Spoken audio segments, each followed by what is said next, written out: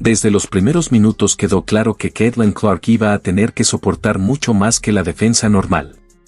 Brittney Griner la golpeó con el cuerpo en 2 ocasiones distintas, y los árbitros estuvieron ahí para verlo sin marcar absolutamente nada. Si has seguido las últimas 2 temporadas, sabes que este tipo de acciones no son nuevas. Lo diferente esta vez fue que Clark decidió hablar después del partido y no intentó suavizar sus palabras. Rompió el silencio y señaló directamente el desastre arbitral que sigue afectando a la WNBA. Indiana terminó imponiéndose 85-75, pero para Clark el verdadero costo de esa victoria ya no puede ignorarse. ¿Qué debería hacer la WNBA para solucionar este problema con el arbitraje? Déjanos tu opinión en los comentarios. Durante todo el encuentro, Caitlin Clark fue sujetada, empujada y golpeada sin recibir una sola visita a la línea de tiros libres. Ni una. Incluso antes de varias de estas jugadas ya tenía el labio lastimado y sangrando ligeramente. Aún así, respondió como una superestrella, 25 puntos, 10 de 17 en tiros de campo y 5 triples convertidos. Muchos consideran que esta ha sido la mejor versión de Caitlin Clark que hemos visto hasta ahora.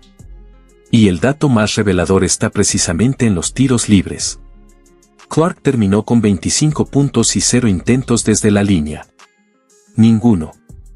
Atacó la pintura constantemente, recibió contactos al salir de bloqueos y absorbió golpes en lanzamientos tras bote, pero los árbitros nunca encontraron motivo para mandarla a cobrar.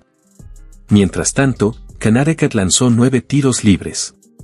9 oportunidades otorgadas por contactos que, en varios casos, parecían mucho menos severos que los que Clark soportó sin escuchar un silbatazo. Luego llegó la jugada que hizo aún más difícil defender el trabajo arbitral. Clark recibió una falta técnica durante el partido, pero posteriormente la propia liga modificó la decisión y la convirtió en un retraso de juego del equipo. Es decir, la WNBA revisó la acción, concluyó que el árbitro se equivocó y actualizó discretamente la sanción minutos después. La explicación fue que Clark desvió el balón fuera de la cancha, lo pateó accidentalmente y luego corrió para recogerlo. Eso fue catalogado como retraso de juego. El problema es que Clark ya tenía una técnica previa. Si esa segunda sanción se hubiera mantenido, habría sido expulsada por primera vez en su carrera, en un partido donde estaba soportando contacto físico constante sin recibir una sola falta a favor. La propia corrección de la liga confirmó lo que los aficionados de Indiana ya habían visto en tiempo real. Los bloqueos de Griner fueron otro asunto completamente distinto. Un bloqueo legal exige posición estable, pies plantados y el cuerpo inmóvil al momento del contacto. Lo que Griner ejecutó durante gran parte del partido fue otra cosa, pies todavía en movimiento, caderas invadiendo la trayectoria de Clark e iniciando ella misma el contacto. Los árbitros permitieron cada una de esas acciones. Y ni siquiera eran jugadas dudosas. En una de ellas, Griner impactó a Clark en el rostro con el codo durante una acción de bloqueo, un tipo de contacto que normalmente provoca una revisión por falta flagrante. Los oficiales lo vieron de frente y nuevamente dejaron seguir el juego. Clark terminó chocando contra el hombro de Griner sin recibir protección alguna del arbitraje. Los viajes a la línea de Connecticut ayudaron a mantener con vida al Sun en momentos donde Indiana pudo haber ampliado definitivamente la ventaja. Las Fever llegaron a tener una diferencia de 11 puntos, pero no lograron despegarse más.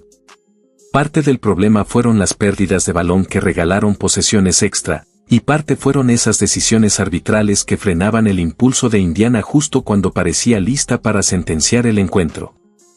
Después del partido, Clark reconoció que un error terminaba convirtiéndose en 2, un tiro fallado derivaba en una pérdida y luego en una bandeja fácil para Connecticut. A pesar de todo eso, terminó lanzando para un impresionante 10 de 17. La técnica que la liga corrigió posteriormente no fue un simple error menor. Fue el ejemplo más evidente de cómo se vivió todo el partido desde la banca de Indiana. Griner lleva 2 temporadas jugando de esta manera contra Clark, y los árbitros llevan 2 temporadas permitiéndolo. Por eso, para el 13 de junio, ya no debería sorprender a nadie. Sin embargo, volvió a suceder. Y hasta ahora, la WNBA no ha emitido ninguna respuesta oficial sobre otro tema que también generó controversia. Circularon videos en los que aparentemente Brittney Griner pronuncia insultos dirigidos hacia Caitlin Clark después de quedar fuera por faltas. Grine no ha hecho comentarios públicos al respecto, algo que muchos consideran significativo. Varias personas aseguran haber escuchado que utilizó expresiones ofensivas acompañadas de la frase White Girl y piden que la liga investigue lo ocurrido. Hasta el momento, no existe un pronunciamiento oficial que confirme esa interpretación. Para entender por qué el debate ha crecido tanto, hay que remontarse a 2025, cuando Grine todavía jugaba para Atlanta. En aquel enfrentamiento golpeó a Clark con un fuerte contacto de hombro. No fue un bloqueo ni un choque accidental, muchos lo interpretaron como un impacto deliberado que probablemente habría sido sancionado si lo hubiese cometido cualquier otra jugadora. Los árbitros no marcaron nada. Más tarde, tras salir del partido por acumulación de faltas, las cámaras captaron a Grine diciendo palabras dirigidas hacia Clark mientras abandonaba la cancha. No hubo multa ni suspensión. La liga decidió no actuar, y para muchos ese precedente envió un mensaje claro de cara a futuros enfrentamientos contra Indiana. Ahora bien, cada persona sacará sus propias conclusiones sobre lo que muestran esos videos. Muchos aficionados creen escuchar que Grine dice primero trash y después utiliza una expresión ofensiva acompañada de White Girl. Esa percepción ha alimentado todavía más la polémica alrededor de la jugadora. Volviendo al partido del 13 de junio, el patrón pareció repetirse. El primer incidente ocurrió durante una acción de bloqueo donde los pies de Grine seguían moviéndose al momento del contacto y estaban más abiertos que el ancho de sus hombros, una definición clásica de bloqueo ilegal y una de las infracciones más sencillas de detectar en el baloncesto. No hubo silbatazo. El segundo contacto fue aún más evidente, un hombro impactando directamente en el pecho de Clark y frenando completamente su desplazamiento. Una colisión lo suficientemente clara como para que los árbitros, ubicados a pocos metros, no pudieran ignorarla. Sin embargo, tampoco señalaron falta. Y en otra secuencia donde Grine empujó a Clark, los oficiales terminaron castigando a la propia Caitlin, reflejando para muchos la dirección que tomaron las decisiones arbitrales durante toda la noche. Más allá del golpe físico, esta clase de acciones afectan directamente el juego de Clark. Su mayor fortaleza aparece cuando utiliza su velocidad para generar separación, recibir el balón en ritmo y ejecutar su lanzamiento antes de que la defensa logre recuperarse. Si se permite que alguien corte ese movimiento mediante contacto ilegal sin ninguna consecuencia, cada oportunidad ofensiva exige un esfuerzo adicional. Aún así, Caitlin Clark volvió a responder. Terminó la noche con 10 aciertos en 17 intentos de campo y un notable 5 de 10 desde la línea de 3 puntos, demostrando que ni la presión ni la adversidad fueron suficientes para frenar su impacto dentro de la cancha. A pesar de todo, Caitlin Clark encontró la manera de imponerse. Cada una de esas canastas tuvo que ganársela a pulso, absorbiendo contactos que, en circunstancias normales, la habrían enviado varias veces a la línea de tiros libres. Después del partido, los videos en cámara lenta de los dos contactos con Brittney Griner comenzaron a circular rápidamente en redes sociales. Los análisis mostraban con claridad el punto exacto donde iniciaba el contacto y por qué muchos consideraban que debía haberse señalado falta. Los árbitros no contaban con la repetición. Ellos tenían la jugada ocurriendo frente a sus ojos y, aún así, decidieron no marcar nada. Y la situación se volvió todavía más difícil de entender. Caitlin Clark recibió 2 golpes con los antebrazos por parte de Grine y, de alguna manera, la falta terminó siendo señalada contra la propia Clark. Pero eso no fue todo. En uno de los momentos más importantes del partido, Clark tomó el balón y conectó un triple lejano desde el logo cuando Indiana más lo necesitaba. La jugada levantó al público, pero la siguiente acción volvió a generar indignación. Brittney Grine cargó con el hombro y derribó a Clark sin recibir sanción alguna. Parecía una escena imposible de creer, pero ocurrió frente a todos. Lo más llamativo es que esta historia no es nueva para Caitlin Clark. Durante 2 temporadas, enfrentando a 2 equipos distintos, Grine repitió prácticamente el mismo movimiento y obtuvo exactamente la misma respuesta arbitral, ninguna. Llegó un punto en que Indiana dejó de esperar que los árbitros solucionaran el problema y decidió responder jugando al máximo nivel. Las estadísticas del partido del 13 de junio parecen un error de impresión.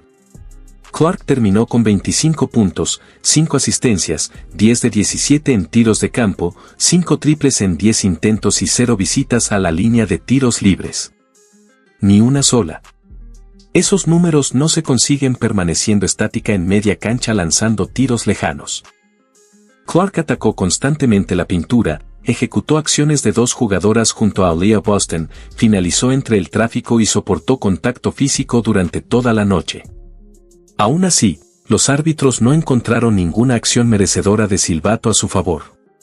Connecticut apostó por utilizar a sus mejores defensoras para provocar pérdidas y cortar el ritmo ofensivo de Indiana.